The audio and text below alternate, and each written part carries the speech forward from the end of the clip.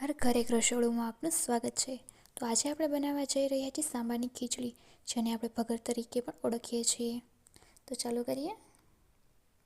સાંભારની ખીચડી બનાવવા માટે ઝીણા સુધારેલા ગાજર, બટેકું, ટમેટું, મરચું, મીઠા લીમડાના પાન, અધકચરી ખાંડેલી સીંગ, 1 વાટકી છાશ અને સાંભારનો ઉપયોગ કરીશું.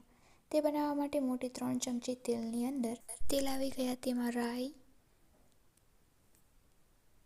જીરું, સ્વાદ પ્રમાણે હિંગ, થોડી હળદર નાખીશું. જ્યારે રાઈ ફૂટી જાય ત્યાર પછી તેમાં મીઠા લીમડાના પાન નાખીશું. ત્યાર પછી ઝીણું સુધારેલું મરચું, બટેકું અને ગાજરને પણ નાખી દઈશું.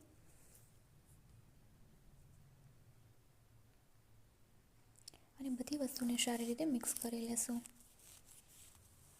સાંભારની ખીચડીમાં મીઠા લીમડાના પાન નાખવાથી સ્વાદ ખૂબ જ સરસ આવે છે, તેથી મીઠા લીમડાના પાન જરૂરથી નાખવા. બધી વસ્તુ એકદમ મિક્સ થઈ જાય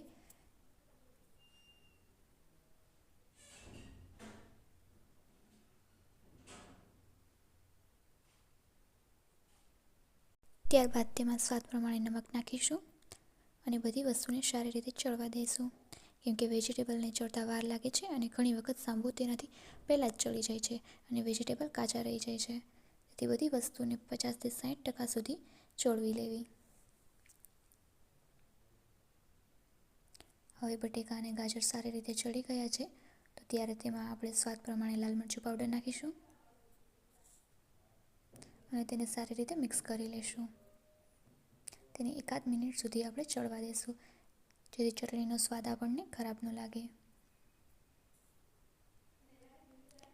હવે ચટણી એકદમ ચડી ગઈ છે, તો આપણે તેમાં લાલ ટમેટું નાખીશું અને તેને પણ સારી રીતે મિક્સ કરી લઈશું. તેને મિક્સ કર્યા પછી તેને પણ થોડીવાર ચડવા દઈશું, કેમ કે ટમેટું થોડીવાર ચડી જાય તેલમાં તો સારો સ્વાદ આવે છે. હવે ટમેટું સારી રીતે ચડી ગયું છે, તો તેની અંદર પોણી વાટકી છાશ નાખીશું. ખીચડીમાં છાશનો સ્વાદ એકદમ સરસ લાગે છે, તો તેને સ્કીપ ન કરવી, જરૂરથી નાખવી.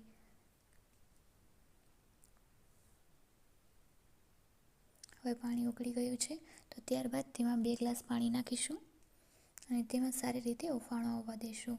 ત્યારબાદ તેમાં જીરું પાવડર નાખીશું. ધાણા જીરું જો તમને પસંદ હોય તો તમે નાખી શકો છો. જો તમને પસંદ ન હોય તો સ્કીપ પણ કરી શકો છો.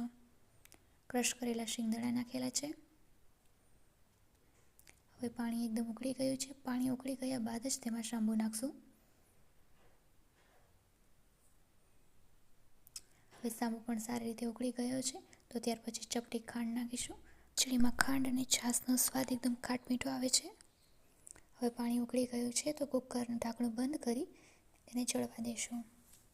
તેમાં 2 વિસલ વાગી જાય ત્યાં સુધી આપણે તેને ચડવા દઈશું. તો હવે 2 વિસલ વાગી ગયેલ છે અને આપણી ખીચડી પણ એકદમ સરસ ચડી ગયેલ છે. તો આપણે તેને સર્વ કરીશું.